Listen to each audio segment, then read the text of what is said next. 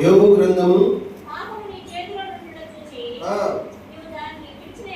దానిని నీకు విడిచిన ఎడల చాలు. దేవునికి స్తోత్రం కలుగుగాక. హల్లెలూయా. పాపము నీ చేతిలో నుండి చూచి నీవు దానిని విడిచిన ఎడల.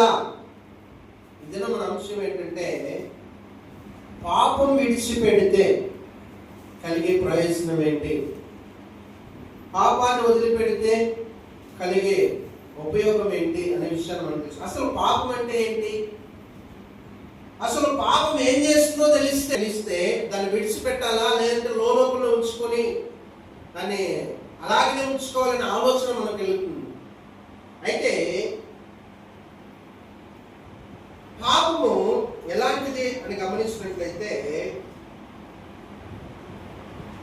పాపం అనేది దేవుడికి ఇష్టం లేదు, అవునా కాదండి? ఎందుకంటే ప్రార్థన చేయకుండా ఆపేస్తుంది. హల్లెలూయా.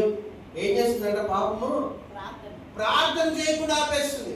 పాపం కనుక నీలో ఉంటే, చెడుతనం కనుక నీలో ఉంటే, ఇదిగో వ్యసనం కనుక నీలో ఉంటే, చెడు ఆలోచన కనుక నీలో ఉంటే, పాపం అనేది నీలో ఉంటే మొదటిగా నీలో ఏం చేస్తుంది తెలుసా? పాపము ప్రార్థన చేయడం ఆపేస్తుంది.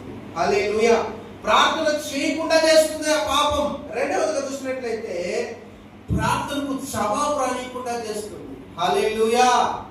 ఏంటంట, నువ్వు పాపంలో ఉన్నప్పుడు దేవునికి మొరపెట్టినా, ఏడ్చినా, మొత్తుకున్నా, ఇంకోటి చేసిన అందుకనే దేవుడు అంటాడు, అయ్యా నిన్ను ఆశీర్వదించడానికి, నిన్ను దీవించడానికి, నువ్వు అడిగింది నీకు ఇవ్వడానికి, ఇదిగో నా చెవులు నువ్వు చేస్తున్న ప్రార్థన వినకుండా ఉన్నది నా చెవులు మందం కాదు, నీకు సహాయం చేయడానికి నా చేతులు పొరస కాదయ్యా, నీకు నాకు మధ్యలో ఏమున్నాయి అంటుగా, పాపములు అడ్డుగా ఉన్నాయ్యా, అందుకే నేను ఆస్వాదించలేకపోతున్నాను, అందుకే నిన్ను దీవించలేకపోతున్నాను, అందుకే నేను ఆస్వాదించలేకపోతున్నాను అయ్యా అని దేవుడు అంటాడు. అందుకని ఇక్కడ నీ ప్రార్థనకు జవాబు రాని ఇక్కడ చేస్తుందంటే ఏది తెలుసా?